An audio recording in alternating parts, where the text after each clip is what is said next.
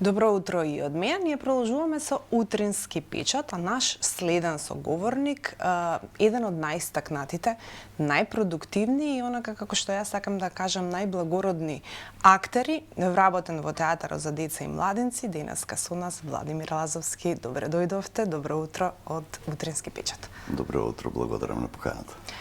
Иако мислам дека реално не ни треба некој повод да разговараме со вас, овој пат имаме и повод. Не, ве молам, немојте. Овој пат имаме повод, тоа се 30 години јубилеј од вашата работа во театарот за деца и младинци, јубилеј кој што меѓу другото го делите и со вашата колешка Изабела Новотни. Кажете ми како е театарот за деца и младинци еден ансамбл кој што функционира како семејство, барем така сме го доживеале ние од другата страна. Како е да се работи 30 години во истиот ансамбл? Па убаво сте го доживеале, да, тоа е едно вистинско семејство. Да. Јас кажувам дека тоа мојот втор дом. Она тамо ми е професионалното, дома ми е приватното и секогаш се случува и приватното да си го земеме на работа, да си го донесеме, бидејќи ние актерите мораме да живееме како едно семејство, мораме да се познаваме и приватно, за да одиграме некоја улога како што треба. Не сме од оние актери кои што нели си го учат текстот на памет и сето тоа, него се чувствуваме, пред се слушаме, а една фамилија или едно семејство, главната особина е да се слушаат. Так, сега, може би е клише она дека децата се најискрената публика, меѓутоа мислам дека е вистина и дека децата се оние кои што искрено ја даваат критиката во моментот додека ја следат представата. Какво е вашето чувство и колку би направиле разлика доколку би играле пред возрастна публика и пред публика која што се деца? Па да, не е тоа клише, едноставно е така. Да. Децата се искрени и така се раѓаат, нели, децата искрени, а подосна општеството ги прави онаки што треба да ги направи. И многу е тешко да се игра пред нив, бидејќи таа искреност и таа нивна скромност, можам да ја кажам, точно те скенира и те прави да се чувствуваш ако во моментот нешто глумиш, да те препознаат и да обично се случува на такви представи каде што ние едноставно ќе се изгубиме, што се вика, тераме и слушаш децата почнуваат да галамаат, си отвараат бомбончиња, цилитки, такви работи не те следат. Секогаш вниманието треба да се задржи на децата и тоа е многу тешко за актер. Јас го работам веќе тоа 30 години и веќе нашите представи се интерактивни, ние ако не влеземе, не ја пробиеме онаа граница, нели кон публиката, тогаш едноставно представата ќе си одиграме само за себе, а не и за публиката. И мораме да направиме еден напор, што се вика, интерактивен со децата, да ги внесеме во тој свет. И кога ги внесете, онда имате солидни, ако не и фантастични партнери на сцена, кои што буквално можат да си искреираат представата и тоа ние како актери го дозволуваме секогаш во секоја представа. Затоа нашите представи па се живи, никогаш не се во некои рамки како што режисерот ги замислил, едноставно се живи, тие растат заедно со децата.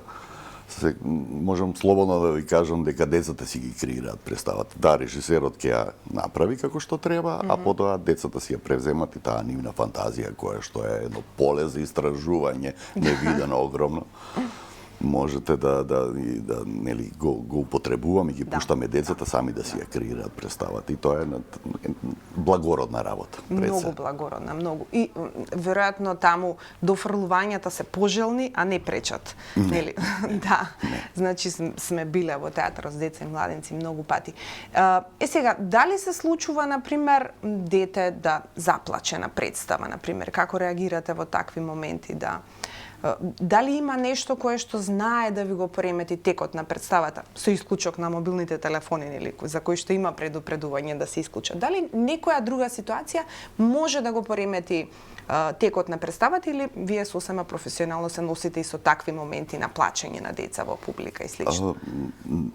Реагираме различно во секој случај. Да, имаме случаи каде што се расплакуваат. Обично плачат кога ќе се угасат светлата на почеток и ги фаќа паника, страф.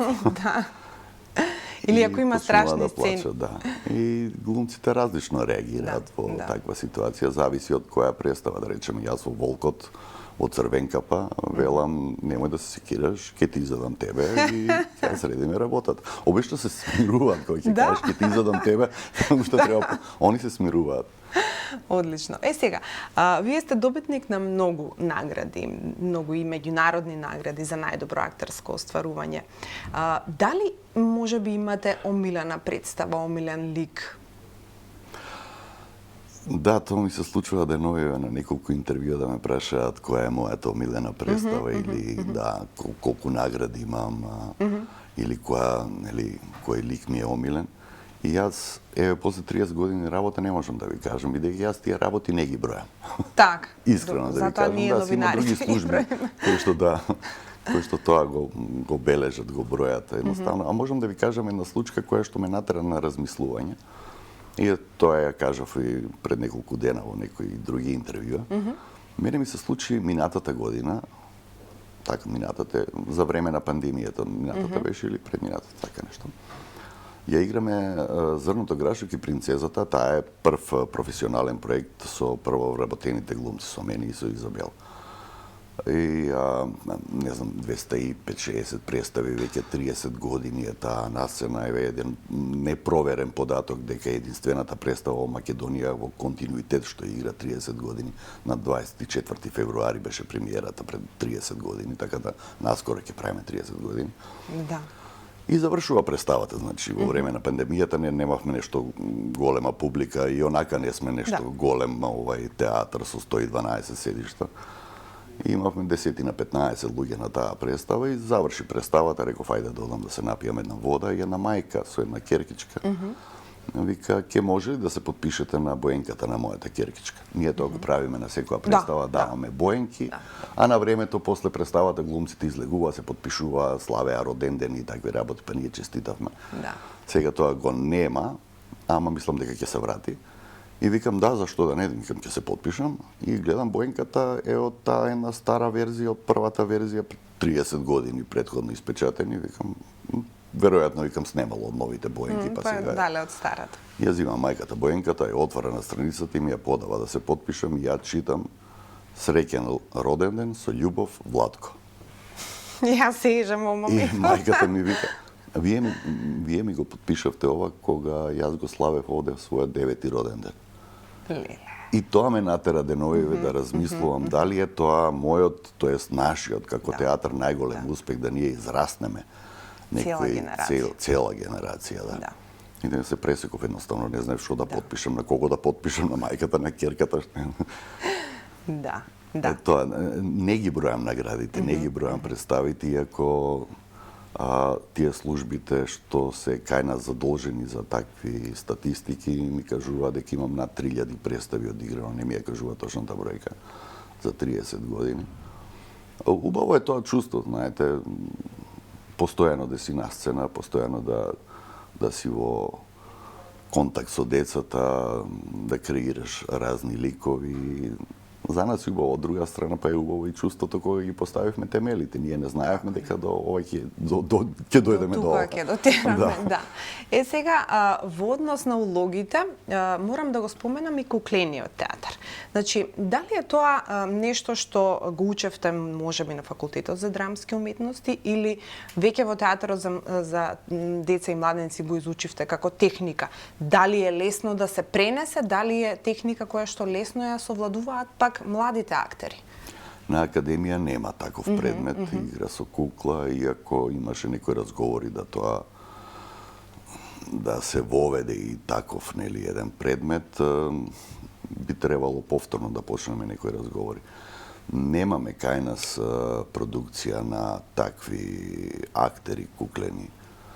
Но во театарот за деца и младинци имавме среќа да гостува кај нас па некои си 12-13 години поред професор од академијата во Бугарија, во Софија. Професор Боњо Лунгов, кој што е и професор и режисер, и со него научивме доста од техниките. Имавме и други соработници, кои што не учеа со куклите, и тоа е навистина навистина, повторно ќе кажам, едно големо поле за истражување. Да. Бидејќи куклата го може она што акторот не може да го изигра, акторот мислам во физичка смисла, нели? На сцена куклата може слободно, таа може да лета, може да, не знам, се што да прави. Да, ама и таа синхронизираност помеѓу актерите, мислам. Тоа е веќе Јас се воодушевувам кога ги гледам тие куклени представи. Да, тоа е веќе еден па друг процес каде што и тоа треба да се изучува, енергијата која што, нели, да го речеме така, нормален актер, нема нормални. Таа енергија која што нормалниот, нели, актер ја дава на сцена, треба целата енергија да се пренесе на куклата. Да. Обично јас сум се прашувал зошто луѓето кои ги држат куклите не се покриени, зошто се дозволува лицата да им се гледа, да им се гледаат рацете, костимот да им се гледа. Така. И со текот на представата ти воопшто не го гледаш лицето на актерот, него целата енергија тој ја насочува према куклата и куклата ја оживува, куклата е жива. Воопшто не обрнувате внимание на неговото лице, него едноставно ја гледате куклата. И куклата обично е изработена, нели, од различни материјали, таа не се смее, таа не плаче. Нема изрази. Но самата енергија на акторот која ќе ја пренесе, вие имате чувство дека куклата и се смее, и плаче, знае да игра, знае да лета. Да. И тоа е многу тешко за изучување. Има, нели, неколку вида на кукли и треба сите тие да имаат специфика на играње и на држење, како да се го речеме, има импровизирани кукли каде што треба 4, 5 актери да импровизират. Имавме ние еден индиец кој што беше од платно направен 4,5 метра, 5-6 глумци го водеа раце, нозе, глава. И тоа мора да е таа една синхронизација и целата таа енергија од целиот тој ансамбл, што би се рекло, ја се пребацува на куклата и куклата оживува. Да. Навистина импресивно. Мислам, оние кои што не биле, дефинитивно треба да отидат. Не само таа представа, сите кои што се во театар за деца и младенци се представи убави и за возрастните. Не мора да имаме дете, може да си отидеме да ги изгледаме и како возрастни. И сега вака слушајќи ве, не можам да не ми текне, кога ви го слушам гласот, каков радиофоничен и убав глас имате, не може да ми текне, да не ми текне на онаа ваша љубов кон пењето, и една манифестација која што за жал одамна години веќе немаме, Глумците пеат. Вие бевте дел од секое издание на Глумците пеат. Колку тоа искуство ви правеше задоволство, колку уживавте и колку ви фали и колку мислите дека би можело тоа и сега да функционира? И јас мислам дека може да функционира и би требало да профункционира и денови ве видов дека Маја Бабич, керката на Марин Бабич, она и на комеморацијата на Марин Бабич кажа дека Марин ја оставил аманет тоа повторно да оживее и јас сум за тоа. А гледа Маја дека објавила нешто као се подготвува. Така да ќе треба да направиме некои разговори да видиме. Да, тоа е една манифестација каде што глумците добро, освен што знаат да играт, би требало да знаат и да пеат, и една манифестација каде што се ослободува таа наша енергија. Буквално креираме нешто што е надвор од рамките на театарот, а сепак е како еден вид на театар, не, мюзикал. И јас многу сум заангажиран, едноставно сакам да тоа се врати, тоа беше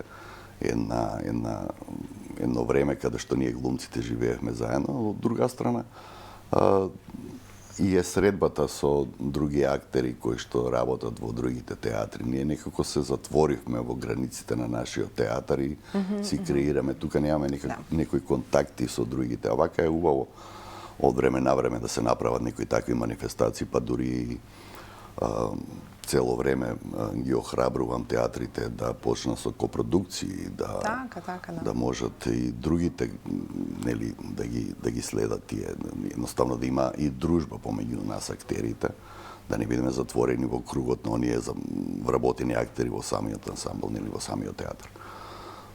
Но и треба време, и треба малку да нас не закачи малце пандемијата, се завртевме кон некои други медиуми, актерот, уметникот не може да живее ако не го сподели она свое искуство со публиката, да добие фидбек од неа, да знае во кој правец да се движи.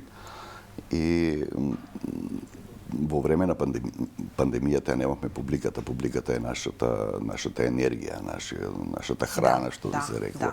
Да. Еден да има е доволно во публика. И некако сега сме се уште затворени, иако пандемијата се уште трае официјално, не е прекината. Стравот постои, но би требало да се полека да се рушат тие бариери кои што пандемијата не ги наметна. Да повторно ги... Едно од тие манифестација, точно и глумците пеат. Мислам дека ќе биде прав момент сега да ја повратим. Така, и да ги видиме глумците и во друго светло, и здружени, и како се мултиталенти. Затоа што тоа беше манифестација каде што и се играше, и се пееше, и нели актерските способности се гледаат на сцена. Баш една убава манифестација. Да, тоа беше процес на работење на... Како представа. Да. Баш така. Сега кога веќе ја спомнавме музиката, што лично приватно Владимир Лазовски сака да слуша, кои места сака да ги посетува во Скопје? Дали постои некое местенце кое што ве враќа секогаш назад, носталгично си го чувате од Скопје во, не знам, градскиот парк или нели си имаме омилени места во Скопје? Дали имате вие такво место во Скопје? На времето да, сега некако и не. Некако ми се изгубија. Се изгуби тој, ај така да го наречеме, шмек на тие кафанчиња, кафетери, дискотеки што на времето ги имавме. И таа дружба што имавме и некако тоа го нема. Дали технологијата, мислам дека технологијата си го направи своето, не одзема од социјалниот живот. Не заврти кон самите себе си, станавме некако затворени личности. Мене тоа не ме бендисува. Немам некое сега омилено место, знам да си излезам во лептокарија наша, нели, не она кај нашиот сосед, него нашата лептокарија. Има така неколку места кои што можем слободно убаво со другари да си се напиеме некое кафенце, да си поразговараме. Убаво е што имам другари не од мојата професија, него од различни професии, така. Да слушнеш и... Да, различни искуства. Добро, мене ми беше драго многу што денеска разговаравме и што ни бевте гостин во утрински печат и посакувам уште многу успеси. Посакувам уште долго да ве гледаме на сцената на театарот за деца и младенци и се што приватно сакате се разбира, нека ви стане реалност. Ви благодарам уште еднаш, ми беше драго што ни бевте гости. Благодарим на поканата. Ви благодарам и вам на вниманието. Се разбира, следната средба ја закажуваме за утре, точно во 9 наутро.